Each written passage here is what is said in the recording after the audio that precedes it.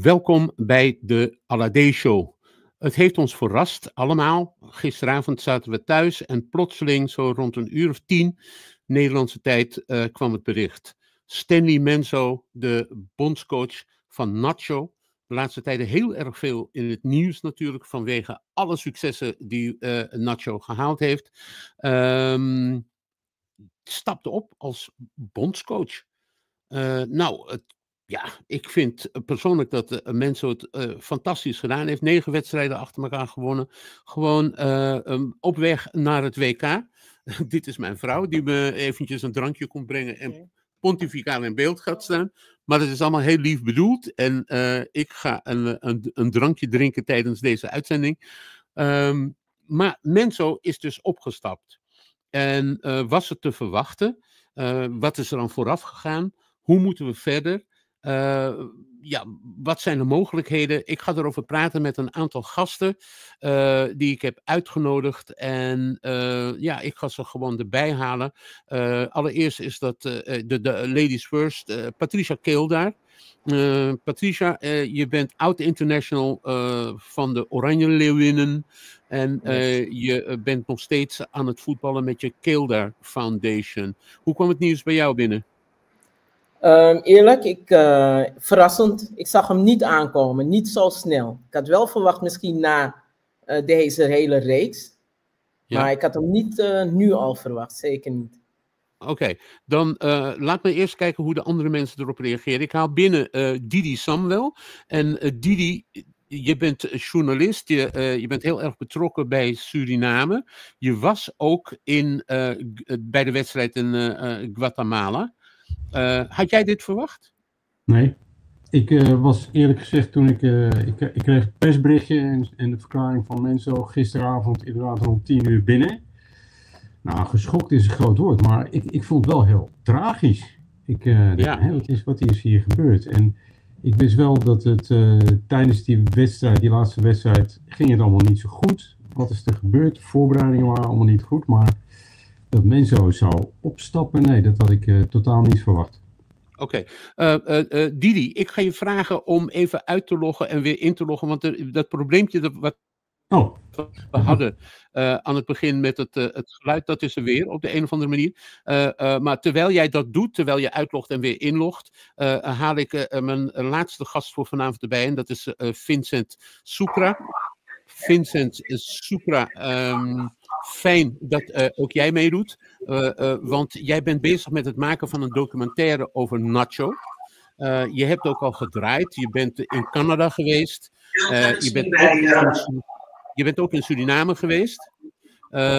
Hoe kwam het nieuws bij jou binnen?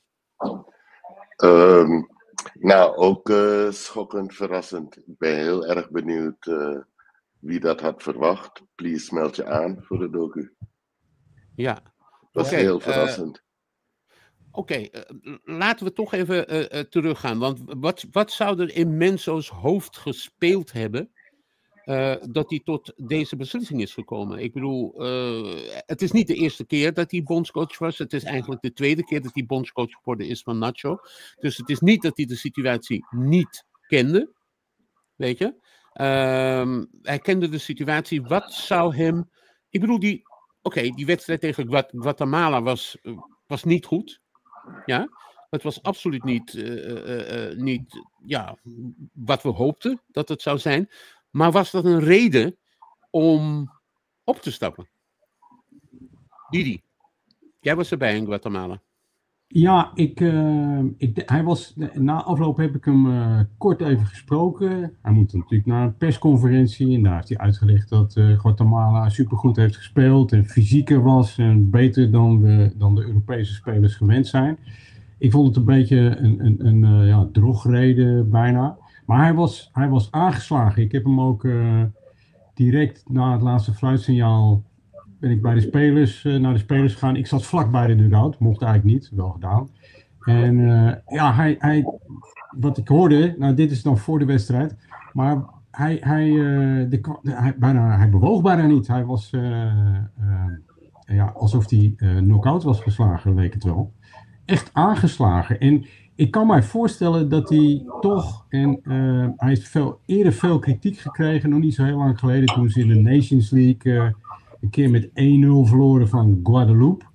En daar krijgt hij heel veel kritiek over zich heen. En Stanley is ervaren genoeg om dat naast zich neer te leggen, maar het doet hem wel iets. En hij heeft toen ook op het punt gestaan van maar als het zo moet, dan wordt het mij te veel. En de ontlading die er was toen ze met 4-0 van El Salvador wonnen, die is misschien net zo groot als de teleurstelling dat het niet gelukt was. Dus hij is heel gevoelig. Dat denk ik wel. Ja. Ik weet dat hij heel gevoelig was, want ook tijdens de wedstrijd zag je dat toen Suriname achter kwam te staan, toen was hij ook al aangeslagen. Toen zag je hem ook zitten. En het is niet alleen mij opgevallen, het is zelfs zeg maar in het buitenland hebben mensen dat gezien. Ik laat even een fragment zien van een reportage uit, ik weet niet precies waar de journalist vandaan kwam, maar een televisieprogramma dat de wedstrijd besprak. Het is in het Engels. It looked like, if you watch Stanley Menzo on the sideline, the manager for Suriname, it was almost like he gave up. Normally, you're thinking to yourself, if you're a coach in that situation, you're going to be up and say, guys, let's not lose the hope. Hey, let's organize. Let's fix this problem. Or let's be a little bit more direct. Or let's focus on being a little bit more compact. He was just sitting there lifeless. And if you're a player on the pitch, sometimes you're probably looking to him for some guidance or, hey, maybe organize or switch some things up tactically. And it's almost like he saw, today's not our day, and I've given up. Luckily, they get bailed out. Mm-hmm. So now what happens in the playoff when you're talking about the opportunity to still go to the games? They have it in front of them. It's not going to be easy, but they still have a chance.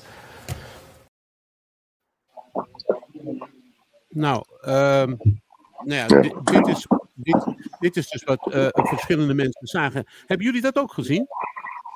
Ja. Ja. Maar ik weet je wat ik eigenlijk interessant vind.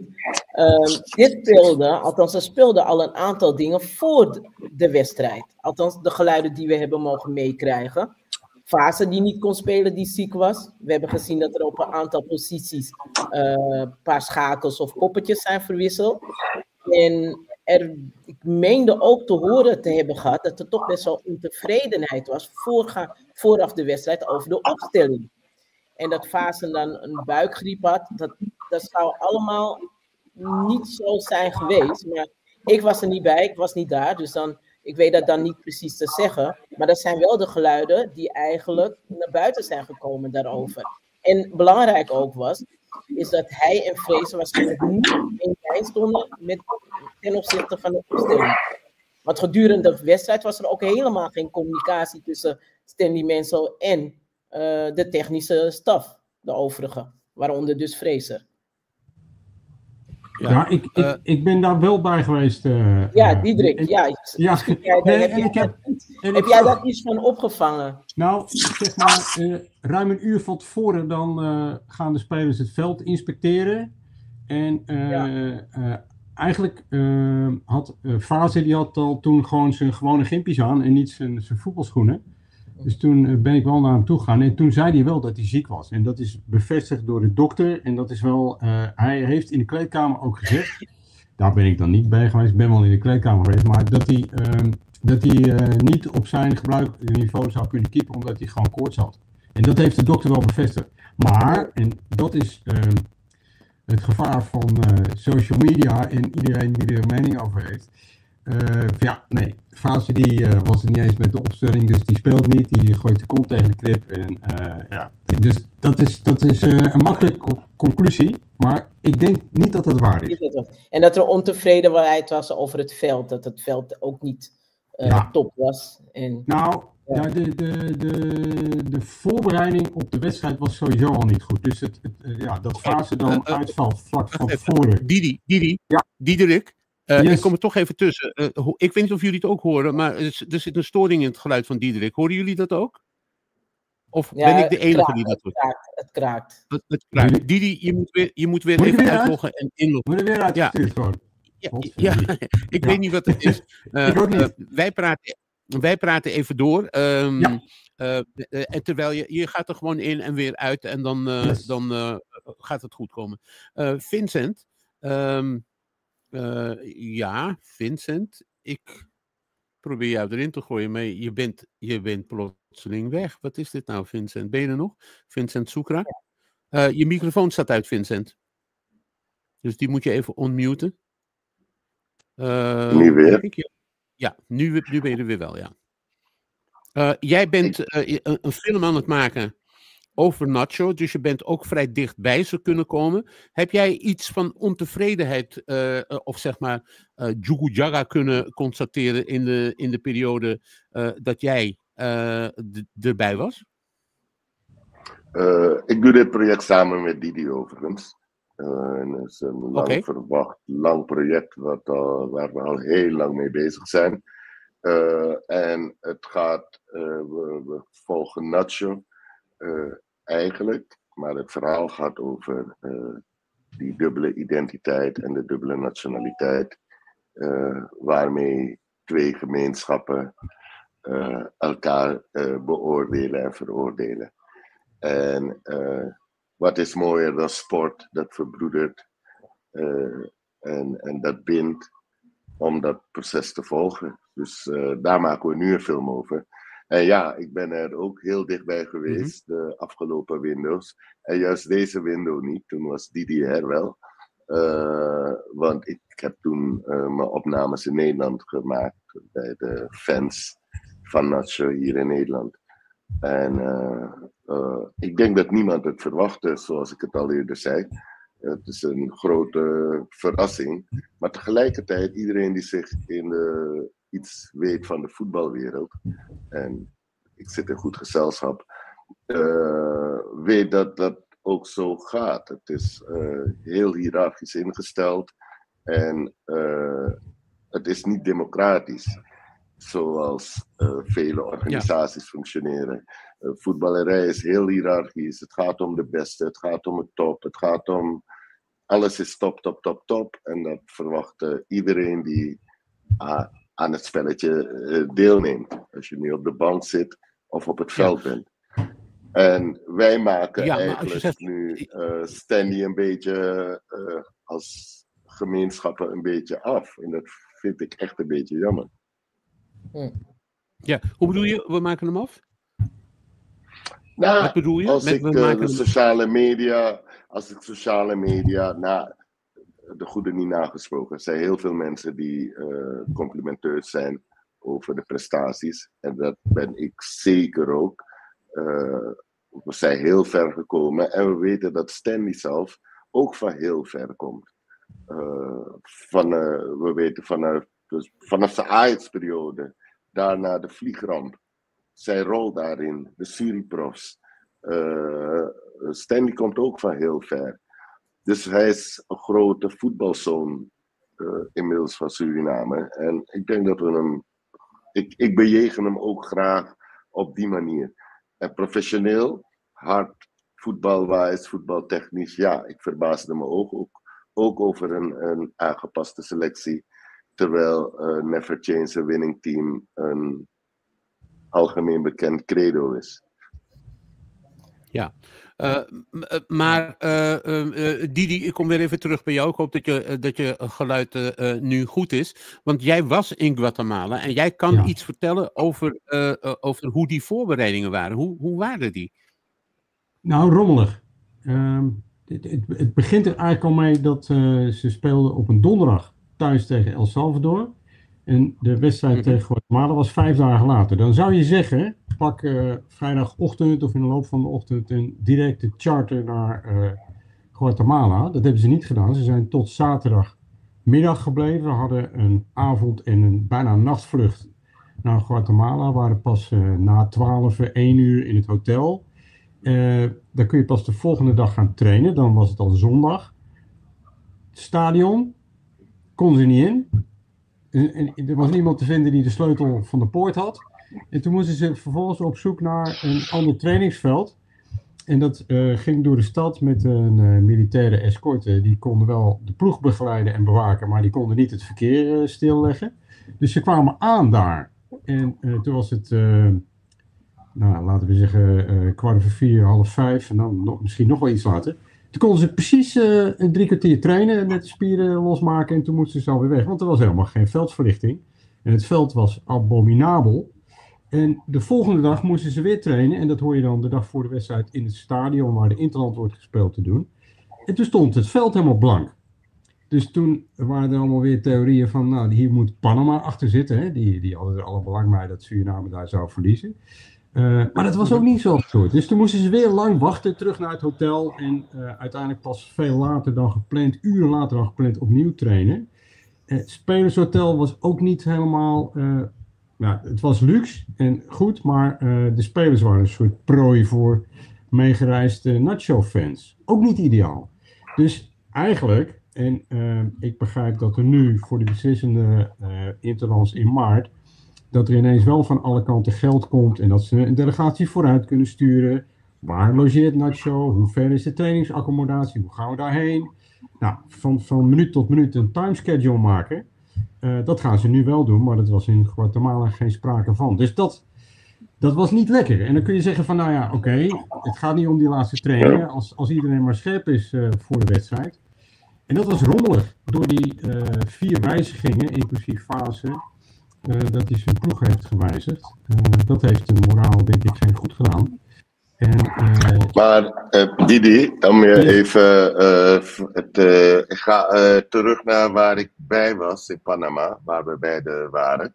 Toen, eigenlijk weet je dat je als je tegen die Latino-landen speelt, dat de avond ervoor, je voorbereiding, hoe goed je het ook plant, ze gooien roet in het eten.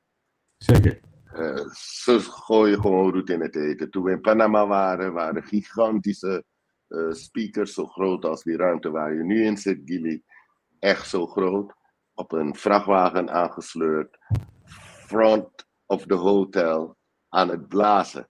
En het mooie en het gelukkige was dat er hitsongs werden gespeeld die al die Surinamers ook kennen. Dus ze gingen lekker meedansen. Ja, die kwamen naar buiten. Ja. Maar dan wil ik toch hierop aangeven. Kijk, als we dat weten, hè, we weten dat. Ja. We krijgen daarmee te maken. Dan ga je toch niet in de laatste, de meest belangrijke wedstrijd die je eigenlijk in die hele kwalificatiereeks onder andere ook hebt gehad. Dan ga je toch ook voorzorgmaatregelen treffen. Diederik zegt, oké, ze hebben een hele vervelende voorbereiding gehad tegen die wedstrijd tegen Guatemala. Maar dan, nu bedenken we dan dat we dan de volgende keer een kleine ploeg vooruit gaan sturen. Hadden we dat niet nu al kunnen bedenken? Natuurlijk, absoluut. Nou, of daarvoor al? Ik denk ook dat er genoeg gebeurt om dit te voorkomen. Bijvoorbeeld al met het boeken van hotels of zo. Weet je? Er worden stappen ondernomen. Dat weet ik gewoon. Om die veiligheid van je spelers en dat alles goed is. En die keuken. Dus die maatregelen worden wel getroffen. Alleen kan Suriname dat nu nog niet op dat niveau zoals we dat in Europa gewend zijn. Oké.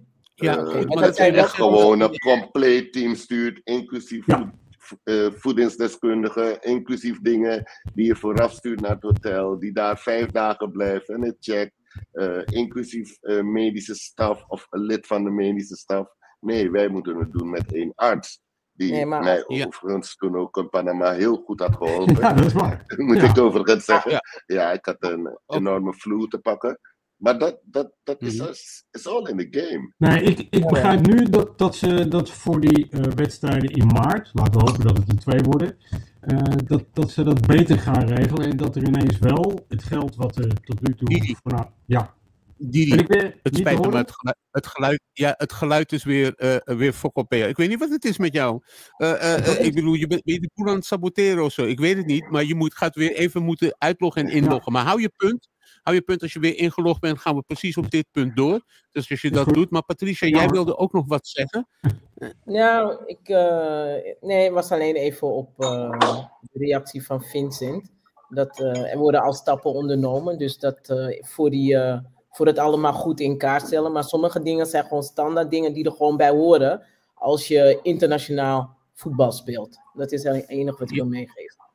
Ja, gelijk dat heb heb je, jij- want welke ondergrond speel je? Speel je met lange noppen, speel je met korte noppen? Dat soort dingetjes, weet je. Ik bedoel, Suriname is bijna altijd in die situatie geweest, sinds ik het volg, dat soort dingen nog niet kunnen worden geregeld en worden geregeld. Ondanks het feit dat de hele staf weet dat je erop moet letten. Oké. Weet je, dus het is vaak veel meer dan dat het regent en dat het veld blank staat. Ik denk dat het wel de bedoeling was om de selectie achterstand te laten oplopen.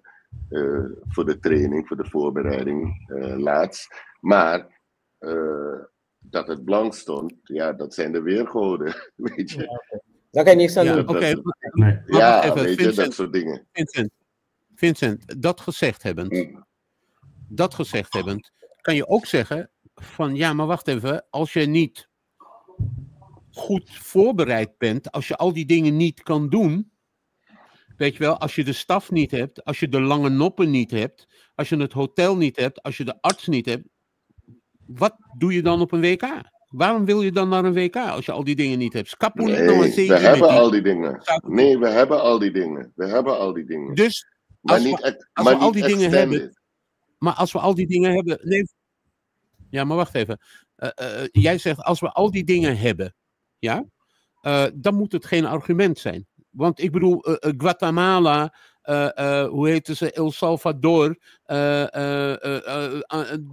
die spelen onder diezelfde omstandigheden. Dus eigenlijk kan je niet zeggen, ja, dit en dat en zus en zo, want voor hun regende het ook. Ze hebben ook niet kunnen trainen. Ik speel nu advocaat van de duivel, maar ik zeg wat ik zeg. Ze hebben wel kunnen trainen. En dan wil ik ook maar. Nee, en dan wil ik wel even kunnen trainen. Oké, maar wacht, ik ga even terug naar het onderwerp van vanavond, Menzo die opgestapt is. Ja. Want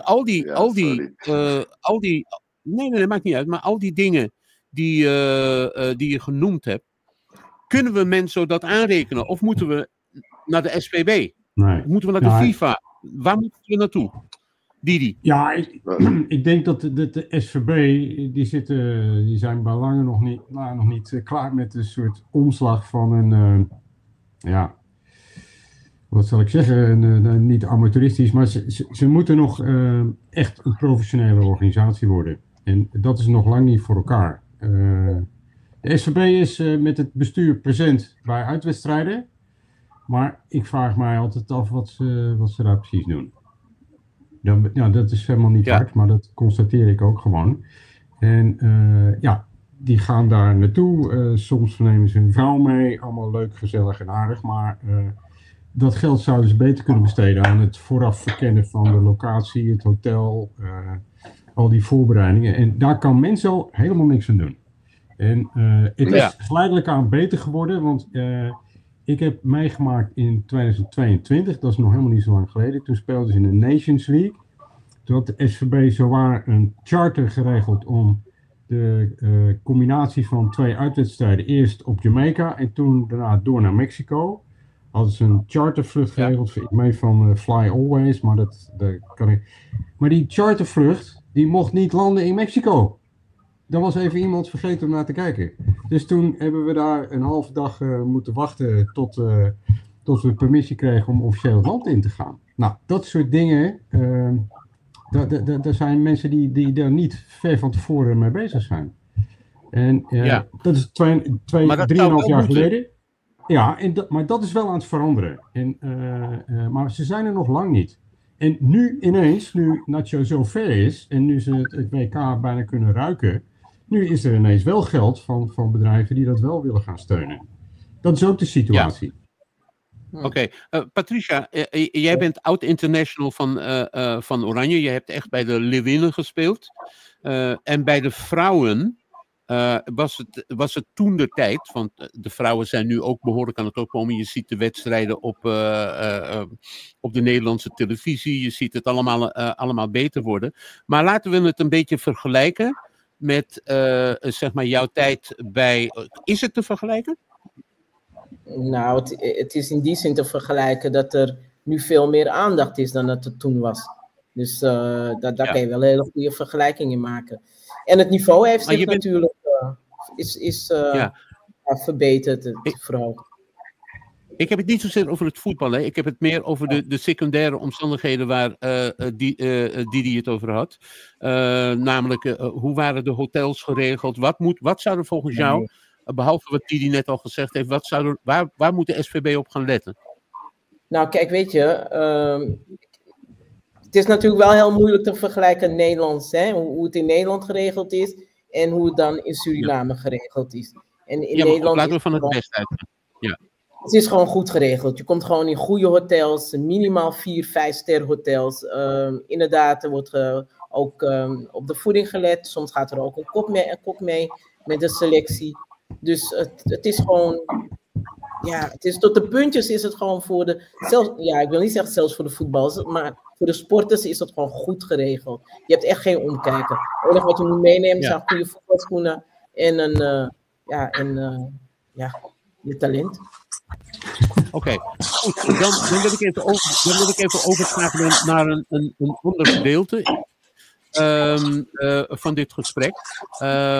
Ik vraag me af, hè, hoe komt zo'n beslissing tot stand dat een bondscoach opstapt? Hoe gebeurt dat? Hebben jullie daar inzicht in? Ik bedoel, is hij de enige die zeg maar bedrukt op zijn slaapkamertje zit en bedenkt van ik ga opstappen?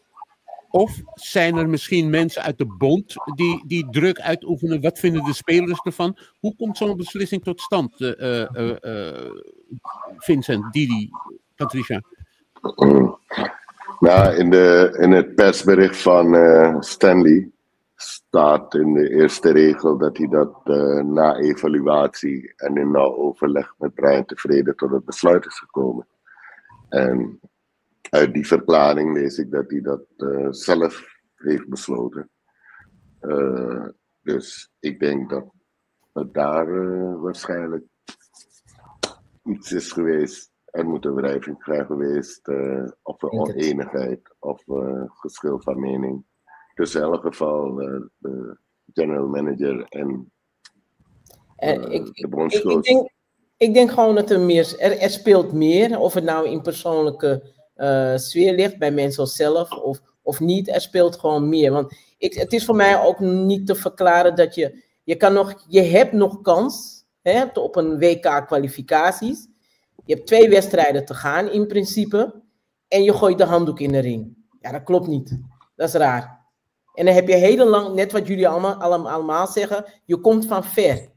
En dan is dit het moment om je als Suriname een historisch geschiedenis te kunnen schrijven. En dan gooi je nu de handdoek in de ring.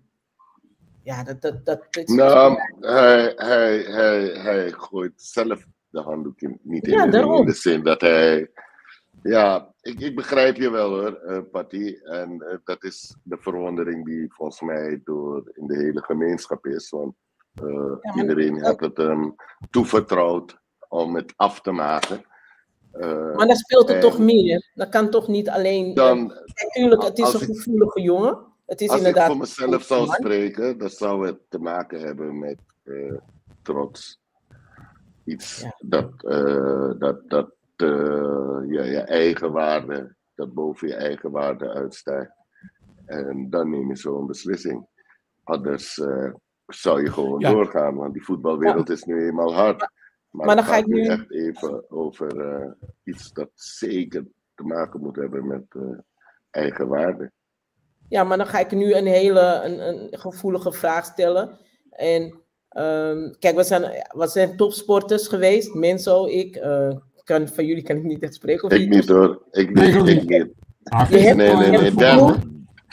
Derde helft. Derde helft, ja. Ook mooi. Je hebt een doel. Je hebt een... hou mij hier helemaal buiten, hè? Ja, jullie dat. Ja, Ja, daar komt die vraag. Daar komt de vraag, Patricia. Ja, je hebt een doel. We werken met z'n allen naar het doel toe. Hè? Het hele land eigenlijk leeft mee. Maar dan denk ik van, oké, je was een topsporter zelf. Maar wat maakt jou dan de beste of een goede coach? Als je zo gevoelig of als je trots of ego groter is dan... Ja, maar Dan ga ik daar twijfelen. Maar zeg je hiermee ook, Patricia? Maar Patricia, zeg je dan hiermee ook dat hij misschien niet de man was? Ondanks de successen die hij behaald heeft, was hij dan niet de man die ons werkelijk naar de top zou moeten brengen? Is dat wat je zegt? Als je nu... Ja, dat vind ik dus moeilijk. Ik weet dat dus niet. Dat is nu ook heel moeilijk te beantwoorden, omdat hij dus nu... om wat voor reden dan ook, want hij alleen weet dat nu en misschien Brian Tevreden zelf ook. Maar dat is wel iets om over na te denken. Ja. Als coach, vind ik ook. Als coach moet je ook tegen kritiek kunnen. Want dat is het trainerschap. Maar ik denk dat het echt ligt aan kritiek waar hij niet tegen kan. Ik denk dat het iets principiëler is dan kritiek. Ik denk dat ik sta niet in zijn schoenen, maar als ik persoonlijk iets principieel zou afwijzen, ongeacht de glorie in het verschiet, dan heeft het zeker te maken met iets. Maar wat zou dat principiële dan kunnen zijn, Vincent? Wat zou dat principiële kunnen zijn? Ik weet een principieel kwestie. Misschien wat Fraser, en laten we ook wezen, Henk Fraser is erbij gekomen. Denk je dat dat speelt? Nee. Nee, weet ik niet. Ik weet het niet. Het zijn allemaal suggesties, hè? Dus ik weet het niet. Maar is daar iets misschien dat als... Ja, wat is dat principieel iets? Zou het te maken kunnen hebben met Henk Fraser? Nee. Dat geloof ik niet. Nee, zeker niet. Ik ook niet. Geloof ik zeker niet. Nee, ik heb veel met... Toen Henk was er naar aanleiding van de wedstrijd op de Gold Cup, waar Suriname niet slecht heeft gespeeld, maar het resultaat was er niet. Ze hebben wat pech gehad. Zou je kunnen denken van, hebben ze te laat gewisseld? Heeft Menzo niet genoeg kunnen sparren met zijn assistenten, dus Ryan Koolwijk en Roberto Geureke. En toen is ze besloten, ook in overleg met Brian Tevreden en met de spelersgroep, van we halen Henk erbij. En Henk die heeft van begin af aan gezegd van, ik zit hier niet om aan de stoelpoten van Stanley te gaan zagen. Ik voel me prima met een rol aan de zijlijn. Dit is al een proces dat in gang is gezet. Ik zie het als mijn taak om iedereen, dus ook nummer 12 tot en met 25 binnen de selectie, scherp te houden. En te laten zien dat zij eigenlijk in de basis horen te staan. En hij richt zich op de processen binnen zo'n groep. En het is een andere trainer dan Stanley. Vincent en ik zijn veel bij die trainingen geweest. Stanley is wat rustiger. Die loopt meer als een soort vaderfiguur rond. Deelt schouderklopjes uit, weet precies wie wanneer vader is geworden. Dat soort dingen. En Henk is meer van, bam en nu gewoon even... ook wel een dolletje, maar ze vullen elkaar aan. Ik vond het juist een goede combinatie. En ik heb geen moment gedacht dat Stanley zich de hete adem van Henk Fraser in zijn nek voelde. Helemaal niet. Anders hadden ze dat ook niet gedaan. Had Brian Tevreden die keuze niet gemaakt.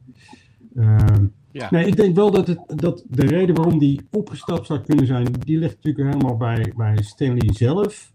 Of hij niet tegen kritiek kan, dat weet ik niet. Ik weet wel dat hij gevoelig is. Ik haalde net die wedstrijd Guadeloupe aan. En hij kan zich soms ook afvragen van waar doe ik het eigenlijk allemaal voor? En hij heeft er een hoop voor opgegeven. Voor het geld doet hij het zeker niet. Hij doet het voor de eer, hij doet het voor het land, waar hij vandaan komt, waar hij geboren is. En ik vind, als ik niet iedereen op één lijn kan krijgen, of als ik toch, dan misschien hebben we nog 4 maanden om het anders te doen. En ik vind dat hij dat in de statement wel goed verwoordt. Van hij gelooft erin en hij denkt dat deze spelersgroep het kan. Ik vind zelf dat dit het juiste moment is om zich terug te trekken. Ja. Als de spelers hij is er heilig van overtuigd dat de spelersgroep het kan. Maar dan zonder hem. Ja, nou dat is een heikel puntje. Dat is een heikel puntje wat je daar aansnijdt, Patricia. Zouden de spelers hierin gekend zijn? Is er een telefoontje geweest waarbij zeg maar gevraagd werd van... heeft Stanley de spelers gebeld en zegt... ik wil opstappen, wat vinden jullie ervan? Of heeft de SVB misschien gezegd... Stanley moet weg, we gaan de spelers bellen... kijken wat zij ervan vinden. Hoe gaat zoiets? Hoe komt zoiets tot stand? Maar ik denk niet dat de SVB hier bemoeienis mee heeft gehad. Je laat het over aan Brian Tevreden en aan de technische staf. Maar ik denk wel dat de spelersgroep... Ja, er is een spelersraad. Ja. En die moeten hierin gekend zijn. Ja. Het kan niet zo zijn dat ze gisteren de persberichten uitgebracht hebben en dat de spelers van niks wisten. Dat geloof ik niet. Ja, dat denk ik ook niet. Nee. Ja, dat is wat ik bedoel. Dus er moet een moment geweest zijn waarop de SVB of Stanley zelf of Brian Tevreden gecommuniceerd heeft met de spelers. Van jongens, schrik niet, er komt zo meteen een persbericht uit en de bondscoach gaat opstappen. Dan moet er, als die communicatie er geweest is, dan moet er ook een reactie geweest zijn van die spelersgroep. Ja.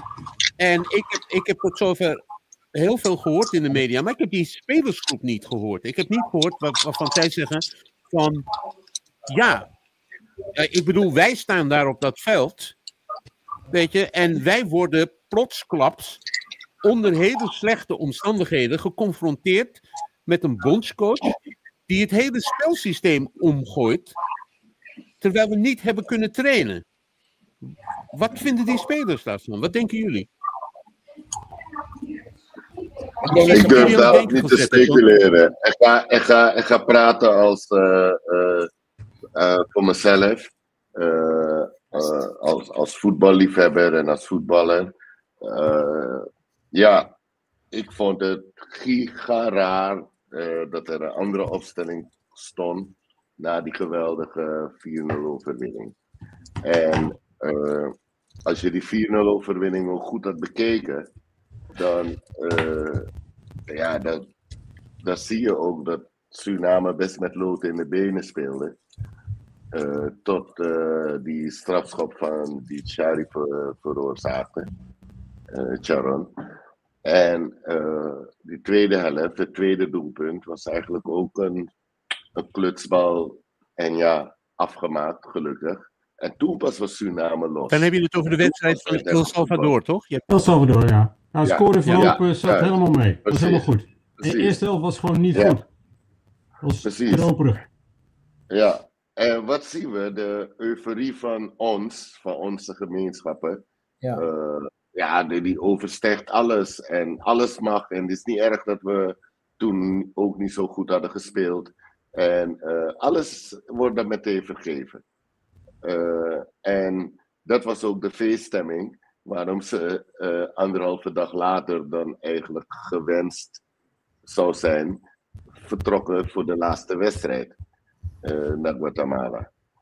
En we weten zelf dat als je in zo'n situatie bent van een winning team is being changed, ja, je zal er wat van zeggen. Ik weet zeker dat er spelers moeten zijn geweest die er wat van zeggen wanneer de selectie wordt bekendgemaakt. Als je in de kleedkamer hebt gezeten, weet je hoe dat toegaat. In de kleedkamer zal je er wat van zeggen. Maar het is ook zoiets van wat in de kleedkamer gebeurt, blijft in die kleedkamer. Ja, nee, maar ik weet zeker dat dat gebeurd is. En het valt eigenlijk de prijzen van de spelers. Je kunt zo iets naar buiten brengen tegenwoordig, dat ze dat niet gedaan hebben. En natuurlijk als je de ploeg zo met 2 vergelijkbare middenvelders, Thierry en Jubitana, dat ook spelers daar gedacht hebben van, wat gaan we nou toch doen? Kan niet anders. Dus dat zal een rol gespeeld hebben, tuurlijk. Oké. Didi, ik vind het lastig om het je nog een keer... Je geluid, Brada, je geluid. De volgende keer dan Probeer gaan het de eerst technicus even te deze kant zachten. op. Ja, ik ben wel Wacht, weg hoor. Ja. Ik kom terug. Wacht, Ja. wacht. Probeer het eerst zachter Hij te komt zetten. terug. Probeer het ook Probeer zachter te eerst, zetten, want volume zachter te zetten. waarschijnlijk... Oké, hij is even weg, Didi is even weg. Maar hij zegt wel zinnige dingen. En wat ik zeggen wilde... luister, ik heb het net gehad over die spelersgroep. Dat geeft mij even de gelegenheid om aan jullie te vragen. Aan nu nog Patricia en Vincent, en daar is Didi weer. Is het materiaal waar Menzo het moet doen, zou dat een reden geweest zijn dat hij bij zichzelf dacht van ja, ik kan bepaalde spelers die ik wil krijgen, ondanks het feit dat Brian tevreden beloofd heeft van ja, ik ga dit binnenbrengen, ik ga dat brengen, ik ga dit, ik ga zus, ik ga zo. En hij noemde een aantal namen, bijvoorbeeld Noslin, hij noemde Doekie, weet je wel. Maar eigenlijk is er niet heel veel van gekomen van wat hij beloofd heeft. Ja, Bij aantreden. Daar ben ik het niet dat, mee eens. Didi? Nee, dat ben ik niet mee eens. Nee? Het gaat ook andersom. Oké. Hè? Dus kijk, ze hebben een enorme pool van spelers die voor Suriname zouden kunnen uitkomen. En dan kijken ze natuurlijk vooral naar de jongens met een Nederlands paspoort. En in principe kijkt de technische staf, Stanley voorop, die kijken van welke spelers zou ik er graag bij willen hebben. En dan gaan ze ermee aan de slag. Dus ik denk niet dat het andersom is. En, Nee. ja, en er staan nu nog weer nieuwe spelers, want Doekie, die noem je, en Dil Roossoen, die gaan er volgend jaar bij zijn. Want de Doekie, daar gaat het internationaal sporttribunaal een uitspraak over doen. Uiterlijk eind volgende week. Dus maar die gaat voor Suriname spelen straks. Dus de selectie gaat er niet slechter op worden. En een belangrijke speler die dan ook terug is Girano Kerk. Die voor Nacho altijd nog weer beter speelt dan hij bij zijn eigen club doet. Zulke soort spelers moet je hebben. Daar moet je ook op selecteren. En je moet kijken of ze bij een club wel in de basis staan. En dat is iets waar Stanley altijd wel problemen, maar waar hij wel... het was een dilemma van gaat die Geraldo Becker toch weer opstellen, hoewel hij bij zijn club, hij heeft een transfer gemaakt van de ene Spaanse club naar de andere. Maar hij speelt eigenlijk hartstikke weinig. Hij komt de laatste 5 minuten erin. Wil je zo'n speler opstellen? En dat zijn meer voorbeelden van. Dus je moet eigenlijk spelers hebben die 90 minuten bij een club spelen. En in het systeem passen. En die bij Nacho passen. En het hart op de juiste plaats voor Suriname hebben. Dat zijn allemaal criteria om ze voor Suriname te laten spelen. Ik denk niet dat dat de reden is geweest. Nee. Oké. Ik wil toch even doorschakelen, want we zijn nu toch alweer een kleine 40 minuten aan het praten. Maar hoe verder dan? Oké, we kunnen het niet meer terugdraaien. Menzo is opgestapt. Wat nu? Wie is de volgende bondscoach? Nou, ik denk dat Henk Vrezer dit zal gaan overnemen als interim. Dat is wat ik denk. Ja? Ja. Henk Vrezer. Het ligt heel erg voor de hand. Het ligt heel erg voor de hand. Want hoe dan ook, als zo'n situatie een bond overkomt, dan is er een crisis. Dus zo moeten we dit ook zien. Er is nu een crisis bij de SVB dat we geen bondscoach hebben. En dan ligt het voor de hand. Maar dat gezegd hebbend, Vincent, als er iemand met zijn neus bovenop het drama gestaan heeft, wat zegt, ja, ik noem het een drama, weet je, als de bondscoach Emil Lopstanga. Ik ben een fan van Stanley. Het is een hele sympathieke man, zoals jullie gezegd hebben, een hele gevoelige man ook. Het is ook een hele integere man. Ik ken hem niet goed, maar ik ken hem een beetje. Weet je wat ik bedoel? We praten wel eens. En het is een hele integere man, dus ik ben een voorstander ervan. Dus het moet voor hem, in ieder geval voor hem, moet het een drama zijn. Weet je, dat hij zo dichtbij, om wat voor reden dan ook, weggaat. Maar als er iemand met zijn neus bovenop dat drama gestaan heeft, dan is het Vrezen. En dan denk ik bij mezelf, als Vrezen zo dichtbij geweest is bij wat er gespeeld heeft bij de SVB, de spelersgroep, bij al die dingen die we niet weten. Zou jij dan bondscoach worden? Ja. Waarom niet? Als jij in zijn schoenen stond, Vincent? Nou, dan moet je kijken naar de rolverdeling zoals ze die hebben afgesproken met Stanley. Stanley, eindverantwoordelijk, die neemt de beslissingen, die voert het woord. En Henk, die heb ik echt daar vaker over gesproken. Ik ken Henk al langer en Stanley ken ik ook al langer. En Henk heeft gezegd van nou, die rol aan de zijlijn, nou niet zozeer aan de zijlijn, die past mij wel. Ik stap in een traject in wat al in gang gezet is onder Stanley. En ik ga kijken waar ik dat kan aanvullen.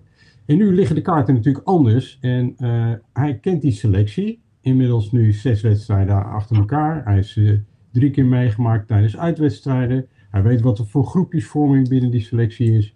En ik denk dat hij ze wel samen kan brengen, nog dichter bij elkaar kan brengen en ook een goed resultaat kan neerzetten straks. We praten over waarom zouden ze iemand van buiten halen? Ja, je hebt maar 2. In principe heb je 1 wedstrijd. En natuurlijk moet je die winnen om de tweede wedstrijd dan ook te kunnen spelen. Dus je gaat alles op alles zetten op die ene wedstrijd. Ik zou dat, als ik Henk Vrezen was, zou ik dat wel doen. Tuurlijk. En eigenlijk is hij ook een beetje, vind ik zelf, ook een beetje verplicht om het te doen. Want als hij nu ook een schip verlaat, dan zijn we aan de, hoe zeggen ze dat, gadiolen geleverd. Alle druk op Henk Vrezen. Ja. Maar dan gaat hij ook mee naar het Henk Vrezen. Nou, dat zeg je nou wel, maar er zijn nog een paar alternatieven. Je zou bijvoorbeeld, ik noem een naam, Henk ten Kaat.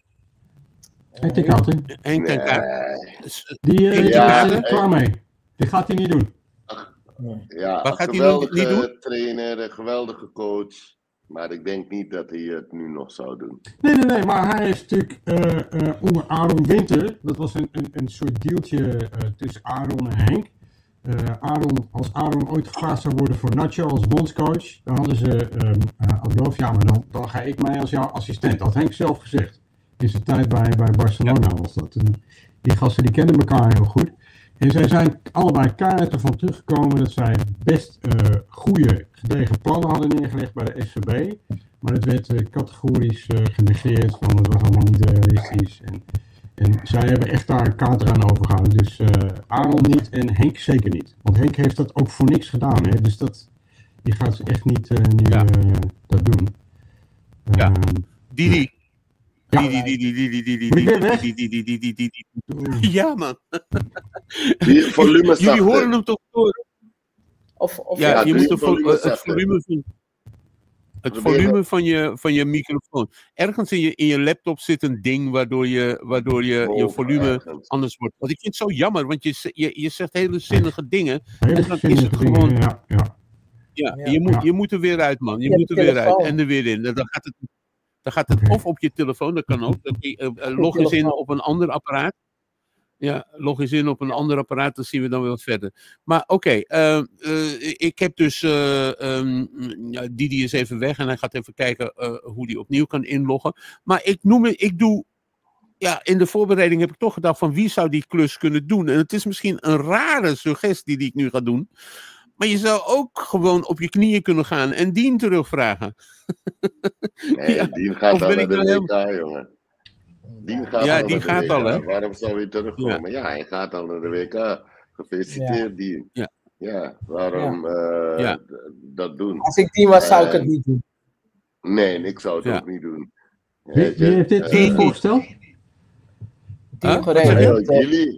Gilly stelt dat voor. Luister, ik stel het niet voor. Ik ga gewoon het rijtje af. Ik kijk naar wie kan die klus doen. Wie heeft het gedaan? Wie is in staat om met de SVB om te gaan? Wie heeft liefde voor de zaak? Nou, je kan lullen wat je wil over Dien, maar dat heeft hij allemaal. Weet je? En per slot van rekening, hij gaat wel naar het WK. Als assistent. En hoe te gek zou het zijn als Dien terug zou komen en als enige speler 2 keer het WK zou halen. Dat zou mij persoonlijk wel een stunt zijn. Nee, maar er is veel te veel gebeurd tussen Dien en de SVB. Wat ook jammer is. Die zijn niet goed uit elkaar gegaan. Nee. Ja, wat Nee. jammer is. Ja. Ja. Oké, Maar oké. nee, ik zou nu het besparen. Het aan Henk vragen. En alleen Henk ik zou hem de eerste keus geven om te zeggen als er iemand bij moet. Boven hem of onder hem. Of als hij het met de huidige staf zou kunnen klaren. Ja. Ja, nou, Maar dat, dan is er nog zo zou ik het inzetten. Maar Dan is er nog ik één zie, hele... Frank Rijkaard, ja, ik zeg meteen ja. Ja. Nee. Ja, Dat natuurlijk. doen we niet. Maar Ja. Frank heeft tegen Ja. veel meer heeft hij nee gezegd. Weet je, Frank is er klaar mee. Maar ja, misschien, je weet het niet. Ik heb nog één andere hele rare suggestie die ik wel voorbij hoorde komen. En dat is Guus Hiddink. Ja. Of ben ik gek? Ja. Ja. Ik ben gek. Moeten we Nee. eerst sparen, denk ik. Je bent niet gek. Nou. Omdat vanwege het feit dat hij al jaren Surinaams- gelukkig Als getrouwd Surinaamse is vrouw met een, is. een vrouw van Surinaamse afkomst. Een hele lieve vrouw overigens. En dat is een reden waar je hem zou kunnen vragen. En hij is een goede motivator. En volgens mij is dat ook een belangrijke taak voor een bondscoach. Dat je een heel goede motivator moet zijn. Ja, dat is heel erg. Er is nog iemand die roept Alex Pastoor. Die is nu samen met, hoe heet die? Ik weet niet als hij met de Surinaamse koppigheid om zou kunnen gaan. Oh, dat weet ik niet. Alex heeft wel... Ja. Ik ken Alex van... toen was hij trainer bij Excelsior. En toen stond... Dat was wel een mooi verhaal. Want Excelsior stond stijf onderaan bij de winterstop. En toen... Hij had een aantal Surinaamse spelers in zijn selectie zitten. Onder wie Ryan Koolwijk, de huidige assistent bondscoach. En die Surinaamse jongens die hadden gezegd... Ja, misschien moeten we een keer naar Suriname gaan. En iedereen verklaarde Excelsior voor gek dat ze naar Suriname gingen. Ze hebben daar oefenwedstrijden gespeeld. Ze moesten toen, tijdens het toernooi was nog in het Kamperveenstadion, moesten spelen tegen Intermungo Tapu. En jawel hoor, in de tweede helft komt Brunswijk erin. En ze verloren, Excelsior verloor van Inter in de wedstrijd om de derde plaats. Dus dat leek helemaal nergens op. Maar het team kwam bij elkaar. En Excelsior heeft het uiteindelijk ruimschoots gered. En Alex Pastoor... daar had ik toen contact mee. En die was helemaal weg van Suriname. Dat vond hij fantastisch. En ik ken hem nog steeds wel. En hij zegt van ja, maar waarom zou ik het niet gaan doen? Dus hij is nu vrij, dat weet ik niet. Dus dat, ik weet dat iedereen die in Suriname komt meteen... Hij kent de Salamangs niet. Dus dat heeft hij een probleem. Ja. Wat zeg je? Het is jou ook overkomen. Als je in Suriname aankomt, dan word je verliefd. Ja, klopt. Ja. Maar Alex heeft dan maar 4 maandjes. En ik heb... Ja, ik zou hem het niet aandoen. Nee, ik zou lekker kiezen voor Henk. Hier nog een suggestie. Ik zie hier ook staan Winston Bogarde. Ja. Zeker. Zeker. Ook een van altijd de beste trainers gebleken tot nu toe. Ja, nou individuele trainer, dat was het ook, een specialistentrainer. Maar ik denk wel dat het misschien een heel goed koppel zou kunnen zijn met Henk Vrezer. Ja, tuurlijk. Ja, maar we hebben dus... jij noemde net zo tussen neus en lippen door Koolwijk. Die is toch ook al een hele tijd assistent bondscoach. Die weet ook precies hoe het rijlt en zeilt in Suriname. Niet? Nee, Kolla is hij is nog niet... Hij traint nu... Ik dacht ADO Den Haag of 17 of bij Excelsior zit hij. Hij traint nu jeugdteams. Hij ligt wel heel goed bij de groep. Als we hem op trainingspartijtjes zien, speelt hij perfect de nummer 6 of de verdedigende, de laatste middenvelder. Is nog steeds een goede voetballer, maar ik vind hem nog geen coach. Hoewel hij goed het land kent. Maar er is iemand... nog even terug naar Menzo. Die ook de rust moet bewaren als het goed gaat. Tegen El Salvador ging het misschien wel te goed. Maar hij had de spelers even een paar biertjes moeten laten drinken en dan weer bam. Gewoon rustig gaan. Dat is niet gebeurd. Ook dat soort dingen. En wat oudere man, minstens een generatie toch ouder, die zou dat wel kunnen. Ja. Heeft u David? Oké, een generatie... wat zeg je? Edgar Davids, bijvoorbeeld, ja. Zei je dat? Nee, ja. Dat niet doen. Nou, ben ik een voorstander van. Ja. Ik weet niet hoe die is in zijn communicatie. Weet je, maar Patrick Kluivert, die net uit Indonesië komt met Pastoors, die is ook nog vrij. En die is ook een tijdje bondscoach van Curaçao geweest. Dus er zijn wat opties, hè? Er zijn wat opties. En mind you, zelfs... Ja, ga je gang. Ja, ik zou zeggen, en laten we Seedorf niet vergeten. Seedorf, ja. Dat wil ik net zeggen. Daar wil ik niet meteen komt. Hey Didi, je hebt een baard in je keel, man. Je computer. Nee. Ja. Ik durf het bijna niet meer te zeggen, maar ik denk dat je gewoon uit jezelf gewoon na 2 minuten eruit moet gaan en er weer in moet komen. Want die computer van je, ik weet niet wat het is, jongen. Didi, koop een nieuw ding, man. Gewoon... Dit is zo'n scherm heb ik hier. Gebruik je telefoon, anders. Ja, ik weet niet. Ja, log in met je telefoon. Ja, log in met je telefoon. Dan moet je hem wel even vasthouden, maar dat gaat wel lukken. Dat is beter dan dit. Dat je iedere keer voor de helft eruit moet gaan. Hij is superleuk met jullie. Ja, je bent weer even weg. Ja, geweldig. Maar kom terug, hè. Kom terug. Want je bent een welkome verademing tussen dit alles wat er hier gebeurt. Maar luister dan. Patricia.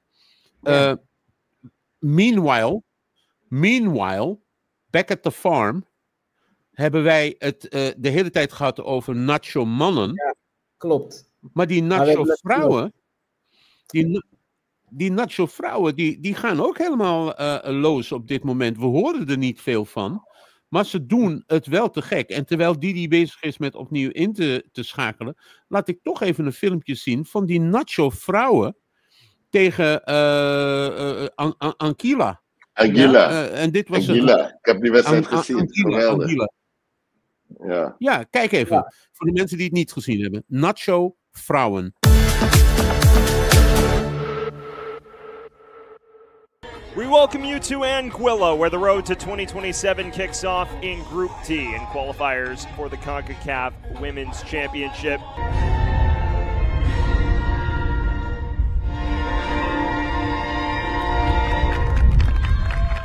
More notably, the American college ranks. Suriname, meanwhile, we've already spoken about the English Women's Championship and beyond, committing to Nasio Uma. Here's a long-range hit, and what a strike it is! Suriname on the board in emphatic fashion, and they lead inside 7 minutes. High arcing ball in, this one all the way to the back stick, who's been under fire through 10 minutes and change. The 18-year-old off the post. The flag stays down. Carlia Johnson darting in on her right, and it's right at Tiana Kong. Von Etten towards goal, and it dips in! The 24-year-old with a spectacular free kick. The pressure that they have to apply in the second half. There is the halftime whistle. Suriname.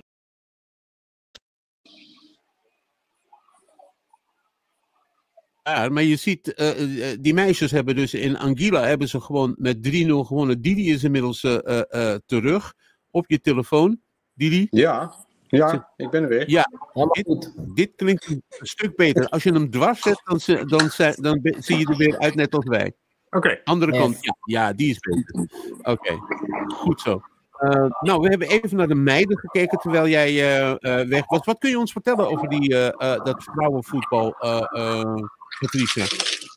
Voordat we weer gaan afsluiten met de mannen. Nou ja, wat ik kan vertellen is dat ze nu bezig zijn met ook kwalificatiewedstrijden. Eigenlijk voor kwalificatiewedstrijden. Want als ze deze 2 wedstrijden winnen, Anguilla hebben ze gewonnen. En komende dinsdag, dus morgen, spelen ze een tweede wedstrijd tegen Dominicaanse Republiek. Als ze die ook winnen, dan kwalificeren zij zich voor de WK-kwalificatiewedstrijden. Dan komen er nog een reeks wedstrijden. En dan gaat het, als het goed gaat, dan kunnen ze dus ook meedoen met het WK in 2027, dacht ik. Ja. Oké. Nou, Waar wordt het gespeeld, WK? Wow, dat is een hele goeie. Ik hou me dat even ten goede. Ik ben het even vergeten. Nee. Oké. Ja. Ik vind wel dat we Ja, ik heb wel die wat wedstrijd meer... gekeken, per ongeluk. Het was, het was een slecht veld, Anguilla. Ja. Maar zoals de bal rondspeelde, ik dacht, ja, een beter veld. En dan nog die meiden die nog weer aan zitten te komen. Klopt. Maar ja, Suriname was er wel voor aan hun stand. En zeker met de selectie die ze dan nu hebben. Opvallend is dat het allemaal speelsters zijn uit Europa. Daar heb ik wel ook een mening over dat dat eigenlijk net niet kan, vind ik. Want ik vind ook dat je de lokale speelsters, met name de talentvolle speelsters, ook hierin moet meenemen. Al zijn het er maar 2. Maar goed, wat ik wil zeggen, ze zijn het aan hun stand verplicht om die wedstrijd ook te winnen. Omdat Anguilla staat ook op nummer 185 op die FIFA World Ranking. En het totale lijstje is 188. Suriname daarentegen staat op nummer 133. Dus dan moeten ze eigenlijk wel winnen, hè, van Anguilla. Ja. Oké. Jongens en meiden en meid. Ik wil naar het laatste blokje van dit gesprek. En dat is, ik ga toch met alle respect voor het vrouwenvoetbal, Patricia. Ik wil even naar het laatste blokje van dit gesprek. Nog 2 wedstrijden van Nacho. En dan heb ik het over Nacho mannen. Hoe? Want iedereen zegt, ja, Bolivia. Maar Bolivia, die hebben onlangs van Brazilië gewonnen met 1-0. Weet je? En, of was het 1-0 of 0-1? Maar ze hebben in ieder geval 1-0. Dat betekent dus,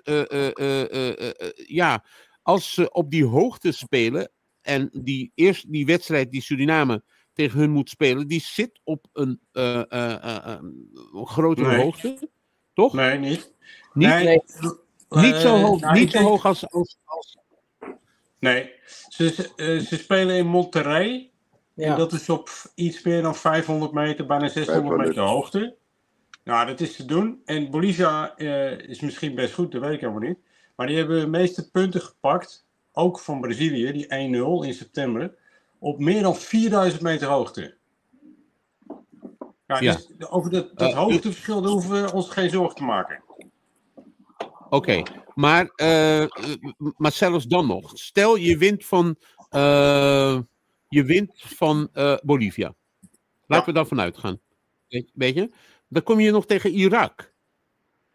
Weet je? En Irak heeft net zoiets als wat Suriname heeft. Namelijk, die hebben het heel erg nodig om dat nationale gevoel. Ja, weet je, die mensen hebben dus enorme ellende achter de rug. Weet je wel, die Amerikaanse oorlogen die daar hebben plaatsgevonden. Het hele land ligt in puin. Dus die zien ook die extra motivatie om te willen winnen. Dus ik denk niet dat dat een walkover wordt, hè, voor Suriname. Nee, geen van beide. Nee, geen van beide. Ja. Ik denk dat beide wedstrijden moeilijker zijn dan alle wedstrijden die we al hebben gehad. Ja. Sowieso Bolivia los van de hoogte. Dat is een reden om te winnen. Maar het is gewoon consequent winnen van Brazilië. Consequent winnen van Argentinië. Consequent winnen van Uruguay. Daar praat je over eigenlijk de toppers van Colombia. Van Zuid-Amerika. Dus Bolivia is zeker geen makkie. Dat wordt voetballen. En de meeste spelers die spelen ook gewoon in de Primera División en in die Segunda Liga van Spanje. Ja. Dus daar moeten we ons borst maar nat maken. En als we daar voorbij zijn, dan hebben we Irak en dan heb ik iets meer hoop. Ja, als je van Irak wint, ben je gewoon binnen. Ja, maar het begint echt je moet eerst Bolivia. En Bolivia is echt zwaarder. Dus echt zwaarder. We moeten dit niet onderschatten. We moeten niet doen alsof we het even zullen doen. En die 500 meter waar we nu op hoogte moeten spelen, dat is al wat, hè? Je moet het gewoon zien als je bent in Suriname en je gaat op Bronsberg voetballen. Je gaat op Bronsberg voetballen. Vraag de Robin Hood en of stedelingen als ze in het Surinaams binnenland gaan voetballen. Dan zijn ze misschien maar 100 meter hoger. Ja. En dan merk je het al aan je conditie. Dus, ik zou je zeggen, ik hoop op goede voorbereiding.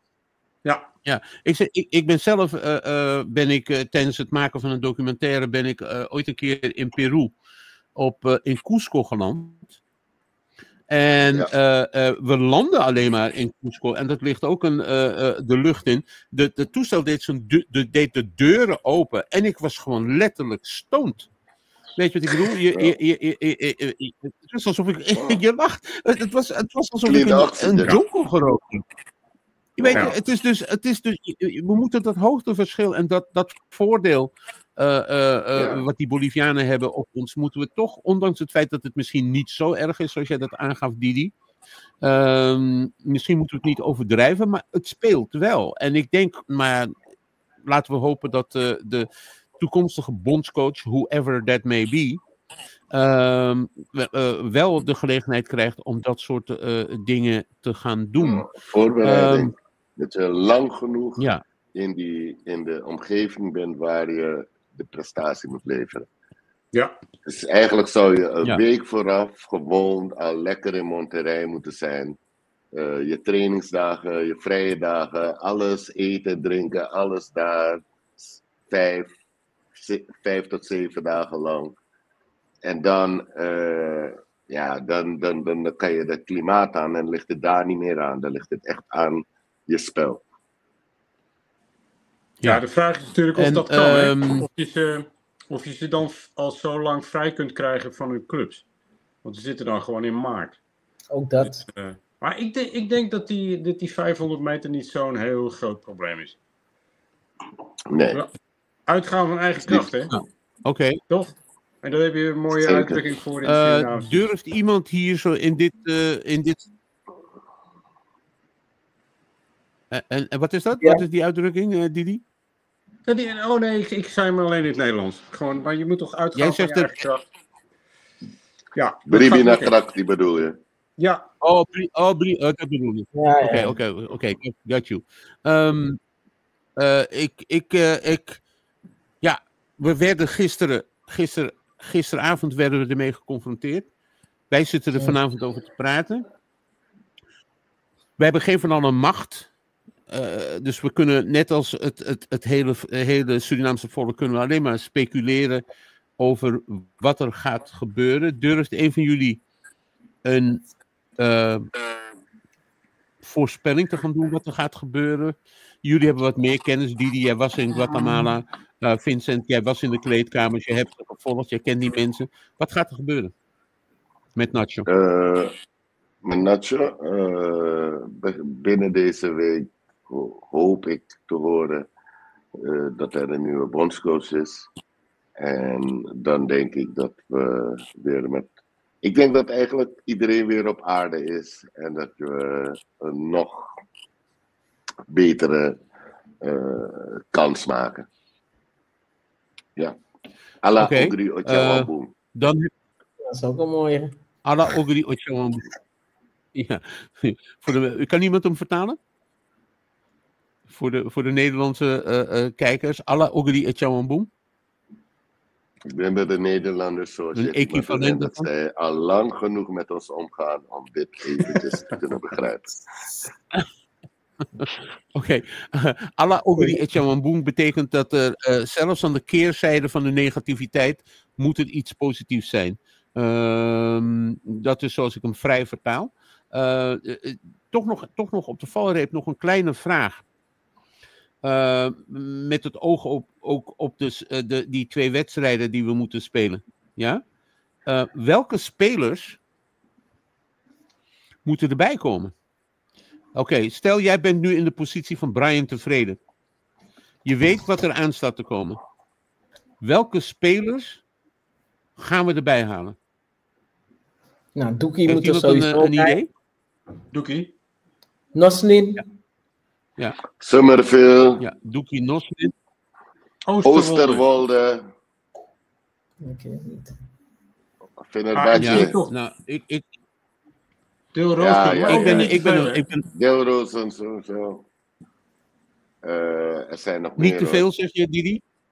Nee, niet te veel Ja, veranderen. ik moet je zeggen dat ik Nee. een Million Manhoef, dat vind ik een heerlijke speler. Die kan kan ook. snelheid maken. Klopt. Kan ook, Ja. kan ook. Weet je, die kan, Kan ook. ja, die kan snelheid Familie maken van aan je, die no? vleugels. Dat niet. Maar je bedoelt die naam Million. Nee, het is geen familie van. Ja. Het is geen familie. Nee, Maar en wat ik zeggen dat, wilde. Ik noemde nog, er waren 2 spelers die best belangrijk zijn geweest de afgelopen wedstrijden, die geblesseerd waren. Dat waren Leon van Gelderen en Girano Kerk. En dat zijn ook toevallig 2 spelers die bij Nacho eigenlijk altijd supergoed spelen. Dus die heb je dan ook weer terug. Dus je hoeft nou ook weer niet je halve basis om te gaan gooien. Ja, precies. Maar Doekie is een grote verbetering. Deel Rooshoen zou het zijn, die Jaden Oosterwolde ook absoluut. Maar niet al te veel. Dat lijkt me niet verstandig. Ook niet ten opzichte van de groep die er nu is. Ja. En onder Henk Vrezen zie ik het wel positief in, hoor. Ja? Ja. Oké, en nou. Eigenlijk pas omgooien als je eigenlijk... Irak hebt gewonnen. Eigenlijk pas Ja? omgooien als je Irak hebt gewonnen. Ja. Ja. Dan pas. Dan kan je weer helemaal overnieuw selecteren. Ja, maar er zit toch een hele korte periode tussen Bolivia en Irak? En weer 3 maanden. Ja. Maart, april, juni. My god. Dat vind ik toch wel een hele spannende gedachte eigenlijk. En dan wil ik toch op de voorreep. Oké, dan hebben we het week. Piru schrijft iemand. Ja, Piru kan ook. Maar goed. Ja, ik bedoel. We zijn alle uren aan het speculeren. Ja. Maar oké, laten we er een eind aan maken. Het is heel fijn dat ik jullie gesproken heb. Want ik zat ermee. Weet je wel, ik zit gewoon thuis en ik denk, my god, what's happening? Wat gebeurt hier? En ik dacht, ik moet dat met een paar mensen die het zouden kunnen weten. Dank voor jullie bijdrage. En laten we gewoon met z'n allen kijken wat het is. Ons hart klopt allemaal voor Nacho. En ja, ik weet niet of jullie nog wat kwijt willen. Hebben jullie een beetje gerustgesteld, Gilly? Ja. Jawel, toch? Ik ben gerustgesteld. Nee, ik ben niet gerustgesteld. Ik weet nee, nog niet. Je hebt me wat meer inzicht gegeven, maar gerust ben ik nog niet. Vincent? Jij nog op de voorreep iets? Bribina Trakti. Juist. Ja. Bribina. Oké. Ik heb wel wat, ik zou toch nog wel willen weten. Hè? Ja, ik ben nieuwsgierig. Wat zal dan toch de reden zijn geweest dat mensen ermee stopt? Oh ja. Hè, die vraag is beantwoord. Ja. Goed. We hebben het Ten tijde van de WK komt er een documentaire uit. Ja. Neem het alsjeblieft daarin mee. En die wordt gemaakt door... die wordt gemaakt door mijn gasten van vanavond. Didi Samuel, Vincent Soekra en Patricia Keeldaar. Dankjewel. Blijf kijken naar het kanaal waar je op kijkt. Dat is op verschillende kanalen. Dat is op Kulturu TV. Het is op Hopser TV. Het is op een aantal andere kanalen waar je ook zit. Like dat kanaal, dat kost je gewoon geen cent. Abonneer je op dat kanaal, dan weet je ook weer wanneer we er zijn. Dan kun je ook weer kijken naar de Alla Show. Dankjewel voor jullie bijdrage. Even afsluiting. Nog heel even dit. Vincent en Diederik, komt er ook een documentaire over een Nationaal Vrouwenelftal? Laten we daarover praten op een ander moment. Zeker! Dankjewel. Kijk dan. Zeker. Aboen. Fijne avond. Oké, dag jullie. Patricia. Dankjewel. Hoi.